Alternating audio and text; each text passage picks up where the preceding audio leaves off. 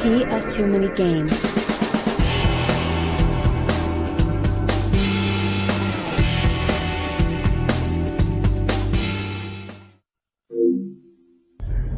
Ladies and gentlemen, welcome back to PS Too Many Daves. What are you doing?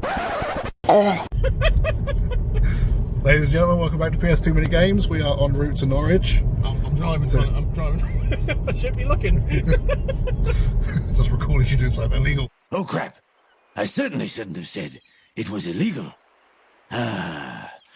It's too hot today. We're heading to last level games and probably CEX and see what's around. Yeah, probably CEX. Yeah, and yeah, see you there.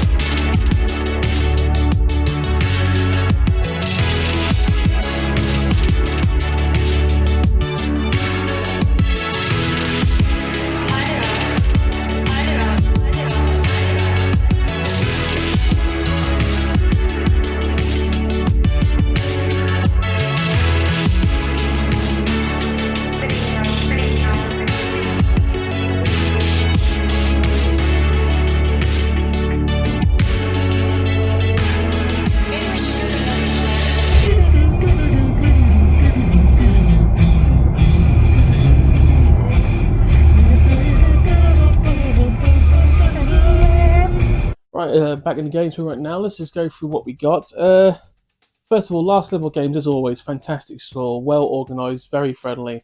Chap who was there, I don't know his name, I've got to find out the name, so they're very nice people. Not only did he allow me to go through all the items on the shelf, but he also got out 5 tubs of backup PS2 games that he hasn't put on the shelf yet, that he just can't fit out, because obviously the shelves, did like 3 shelves, he can't get enough. So actually we got a couple of games out of that, which were not on the front, mostly shovelware, but they're actually going out their way to help me find the games I actually need, which is amazing. Also, slight side note, I also noticed that Last Level Games, they've got quite possibly, on the top shelf above all the actual displays, it's about 25,000 PS2, so if my normal chunky breaks down, I know where to get one quite that I trust, you know what I mean? To be honest, I do need to get a new chunky grey PS2, so I might go there in the future for that one. I didn't buy, I can't pronounce it, El Tenarico, El Separate. It's the £90 game in the cabinet. I didn't buy that for the simple reason that I didn't want to blow all my money in one go. And now, instead of the 11 games I got, I would have got 1 game. And in the future, that would have been a lot easier for me, but I try to get as many games now before they start all increasing in value at the same time. And someone said point blank in the Facebook chat I've joined about last week, they said, it's probably best to get the more expensive games now rather than the cheaper games. Which sounds logical, but you also got to understand, I'm not made of money. I can't just, I'll just put up £200, bam! Unless you just shook the camera. At least you obviously budget from work, side things, and obviously real life. Well, I say real life, this is real life, but actual paying the bills real life. So I try to budget as much as I can. But with the 11 games I've picked up, I think they did quite well. Always Last Level Games fantastic. If you live in the Norwich area, local area, join their Facebook page because they tell you what their new stock, what comes in. I believe at the same time, I think Dan picked up Coraline on the PS2 for a significant other because she loves Coraline. A game I actually need, but I saw that as like, I understand that. Sadly, I was too slow picking up Secret Agent Clank. They put a message up last week saying they've got it in stock, and literally it went inside 24 hours. So that's on me. It's the small things in the Last Level Games that always fascinate me, because you just look at certain parts of the wall that you didn't see before, and then you see something like unique, like finding like a GameCube in the corner. One game I should have really picked up, but I didn't because I legit forgot to buy it, was the Shrek, the £20 Shrek game. I think it's like the Mario Party of Shrek, which is getting more valuable. I should have picked that up, but I literally kind of forgot to pick it up. I literally forgot to buy a game. It happens, guys, it happens. Sadly, no platinums today at all. I can't find any platinums, but we will find all 400 platinums, so it's going to take a long time. Even the gentleman that the Last Level Games said I was insane for trying to put the platinums. But I was like, I like a challenge. I like a challenge, guys. I like a challenge. Oh, crap. So anyway, game number 1 from Last Level Games, Total Immersion Racing.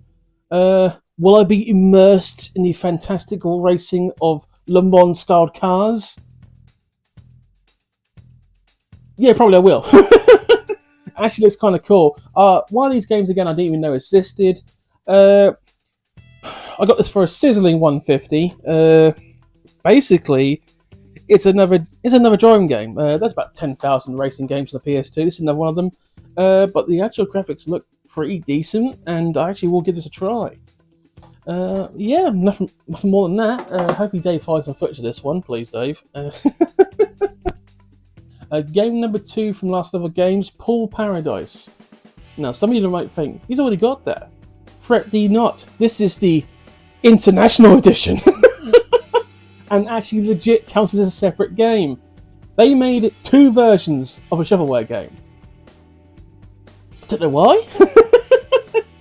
Do I seriously doubt that Dave will find footage of this? Yes, I seriously doubt you'll find it. Prove me wrong, Dave. Prove me wrong.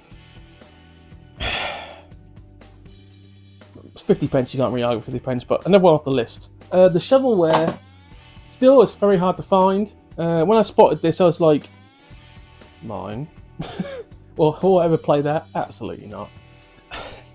the fact they made 2 versions of the same game is kind of hilarious to me.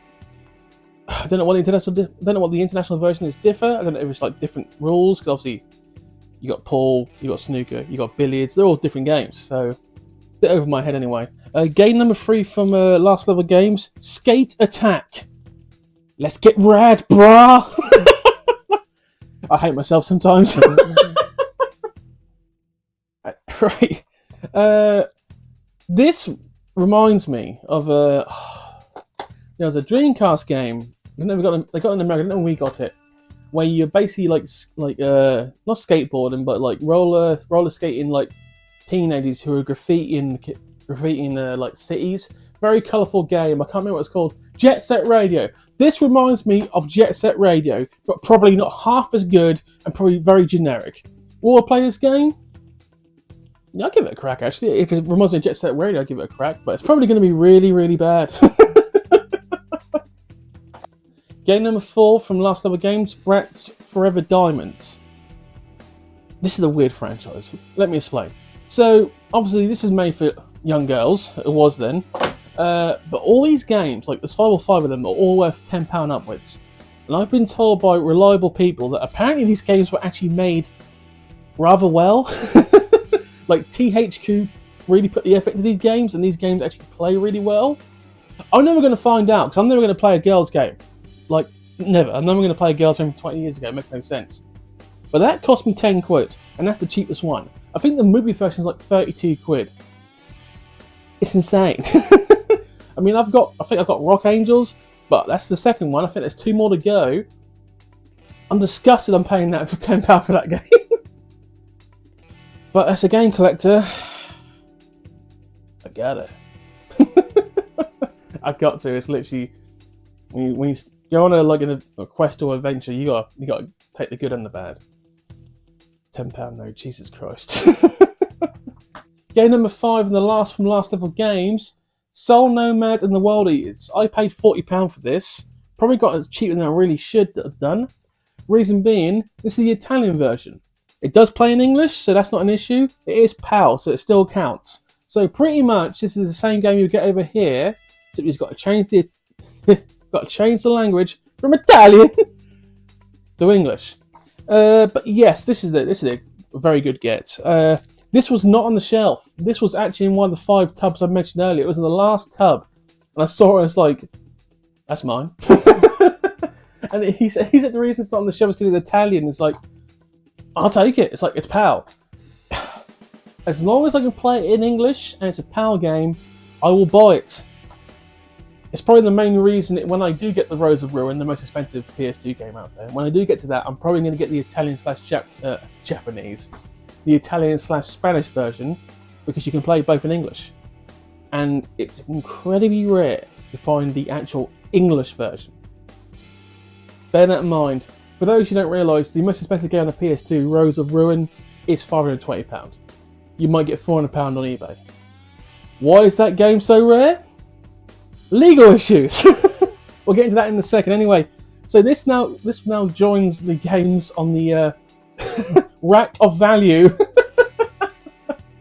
I'll show that in a minute, but it's now on there. So anyway, I'm getting sidetracked. So Rosa Ruins. So as I understand this, I could be utterly wrong. Rosa Ruins was only on the shelf for 2 weeks. The reason being, there was a legal issue, and they were ordered to cease and desist making this game. Rather than fight the legal issue, they did indeed cease and desist making the game. So this game officially was only on the shelf worldwide for 2 weeks, thus making it an incredibly rare game. That's why it's 520 quid over here. I don't know what it's like in America or Japan. And obviously, Europe, we're in the middle. America on the left of the map. Japan on the right of the map. Sorry. I could be utterly wrong, but that's what I've been told. But it's still not the rarest thing to find. The rarest game to find is the second most expensive game, I think. It's Report from Manhattan or something like that. That's £400, but I have not seen one physical copy ever. And I've seen multiple physical copies of Rosa Ruins, online and actually touching distance. we will get those games. I will have to save money over a small period of time, but we will get those games. Fact. But anyway, those are the games from Last Level Games. I'm once again very happy to get those, happy to visit there, and I'll probably go there probably once a month from now on because save money. And to be honest, they do seem to find the rarer PS2 games, which obviously I'm all game for because I like CEX, but sometimes I don't trust them. And Last Level Games, their copies are always fantastic, and with manuals. Manuals are important, guys. Right, let's get to the CEX side of the trip to Norwich. We bought 6 games from the CEX. They had quite a range of games, actually. Probably one of the best in the country. So, if I had a lot of money, I would have bought a lot more games, but that's what we did with. So, anyway, first game, GTC Africa. Rally game in Africa. I'm actually kind of intrigued. £1. I like all the rally games aren't worth a damn anymore. Like, these games have either not aged well or it's not worth anything. But my friend Colin loves his rally games, so I'm probably going to try that. Just get me a Subaru and Pretzel and Mitsubishi Evolution in Africa, and I'll be very happy. It probably holds up well. Game number 2 from CEX. I'm alone. Kevin!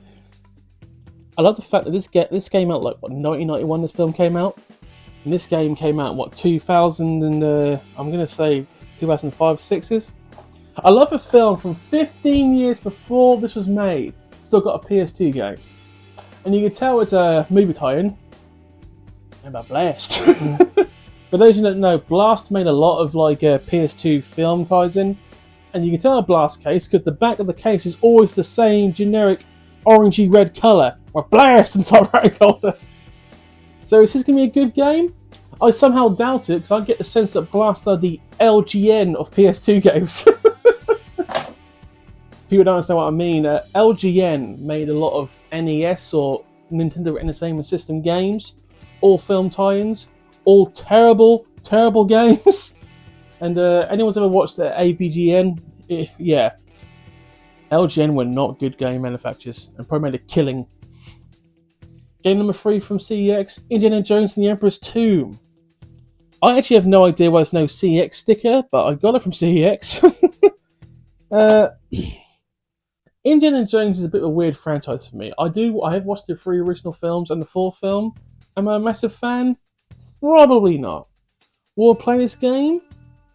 Maybe, because it was made by LucasArts, and that was the time when LucasArts were making really good games. Before obviously they were bought out and Star Wars games became kind of... yeah. So I'm probably going to give that a try.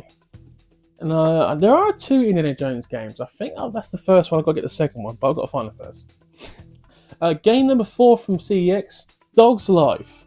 Sizzling £5 in this one. Okay. This game is well known for being not a very good game. It's also well known for being quite a popular speedrun game. If anyone's ever watched an ADGQ, Awesome Games Done Quickly, this was featured 3 years ago. And the story of this is ridiculous. And actually kind of fun at the same time, but apparently it handles really badly. So I'm probably not going to play that for the simple reason I've got better things to do with my time, like play Yakuza. Actually, in all seriousness, I'm playing Yakuza right now again. The first one, then I'm going to go for the second one, and I'm going to go for the whole Yakuza franchise. Good games. Game number 5 from CEX, on the road again, the King of Route 66. I had no idea this game existed. I ain't got a clue what the premise of this game is. I'm assuming you're going to be driving something, probably a truck on Route 66. For that reason alone, I'm going to try this to see what the hell this game is. And £5, so it's either it's a little bit rare or it's just average. But I am genuinely intrigued. Also, curiously enough, this is actually a heavy game. The manual is thick as hell. This is the heaviest case I've got here today. That's kind of funny. Obviously, for us non-Americans, I know what Route 66 is. It's a very long road in the middle of America. Obviously very popular, very, very big tourist destination. You know this. Have I ever been there? No, I have not been to Route 66. Will I go there one day? Yeah, one of these places where you've got to go at least once, I think. Yeah. Game number 6 from CEX, and the last game of the day, Way of the Samurai 2. For those who watched the OOL episode, I got the first one for £15, and just got the second one for £15. And I have played bits of the first one. I am going to go for that franchise because this actually seems like a good franchise. And I'm going to assume the second one is too. And I know there's more to come. I'm very happy with that. Another Capcom game that I've got. Capcom made some very good games for the PS2. Obviously, a lot of them are expensive. We ain't got to yet. Obviously, Haunting Grounds I will get one day. But for now, it's pretty good. So that was 11 games on the day. So as you can see on the Rack of Excellence, Manhunt from episode 13 has gone to the top 10, if you will. And from today's episode, where are you gone? There you are, Soul Nomad and the World Eaters at the bottom there. So from the rack, we've lost Shadow of the Colossus and the first Hack game. There is a gap you notice. That's Yakuza. I'm currently playing that at the moment. Obviously, I'll put it back.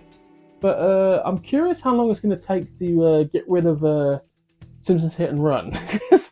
I like how that game still is like £22, even though they sold millions of it, and it still holds up. Legit one of the best PS2 games ever made. In all seriousness, since I've started this channel, which is about between 3 and 4 months now, we start in February, so it's easily 3 months. I am curious to see how many games I've actually bought since I've started this channel. It's got to be at least 100, minimum 100. So I've got to go through the count again. I've got to do see where we are at the moment, because I want to see percentage how many games I've got to go left, because we've got to be. I think we're at least 1,300 at the moment, and I've been reliably informed the number is something like 2 something. So we're over halfway. Well over halfway. Still got 900 games to go. We will find them. We'll find them. I've also been reliably informed by the group I've joined on Facebook. It's a PS2 and PS1 group. They're fantastic people. They're very friendly. They're very knowledgeable. Been reliably informed that some people include collectible. So, for instance, some people include special editions. So, for Need for Speed Most Wanted, and there's Need for Speed Most Wanted Black Edition. Some people include the special editions. Some people don't. I will be including the special editions. So I don't know if that adds to the list or makes the list bigger. I don't know. For instance, the SingStar games. In Europe, there is technically about 72 SingStar games. Most of them are just the same game in different languages. Will I include that on the list? To be honest, I'm not entirely sure I will. If I'm not playing the same game in 7 different languages. That's ridiculous. Especially a SingStar game. Yeah. So I've actually recorded this video out of order. So we've actually got about 3 more episodes coming out this month that we've already bought for and already waiting to go. The reason I did this episode first, which is literally in the last week, because it's more fresher in my mind and I wanted to get out straight away because I love the last level games. So future episodes, me and Dave did go to Lowestoft about a week and a half ago. That was completely random, and we did go to an independent store, which we will speak about on a future episode. Also, there's also a side episode coming, not game related. Well, it is game related, but not PS2 related. It's very tabletop game related. That's an episode coming too. There won't be another top 10 until maybe the start of next month, the end of this month, because I've got to do pre-planning and once again play games to actually make a definitive list. A lot of, I can put this. Last week's list was taken very well. They're the top 10 PS2 launch games. Not much arguing, which is hilarious because I thought for me putting SSX number 1, I was getting a lot of grief. Only one person basically told me, didn't say no, but said I disagree. Is I like how friendly we are. I like how friendly people who watch this. We appreciate you immensely. Yes, so there will be an episode where I'm pretty much just going to go through everything again, see where we are numbers wise, and go through stats, if you will. So that's coming too. Obviously, we are now on the. We're now under a month away till the Norwich gaming market. So obviously the Doncaster one I went to before I started this, the Norwich version obviously come to Norwich. and that will just be a market full of retro games. So I don't know if I've got to start saving money for that now or hold back, because between that, wrestling at the start of July, and other things, I've got to choose where I spend for the next 2 or 3 or 4 months. I had to be financially responsible. A hard task. Anyway, I'm getting sidetracked. Once again, thank you for watching. Please do comment, like, and subscribe. We are growing as a channel, actually faster than I expected still. Since the last episode, I think we've literally gained 20% in the fan base.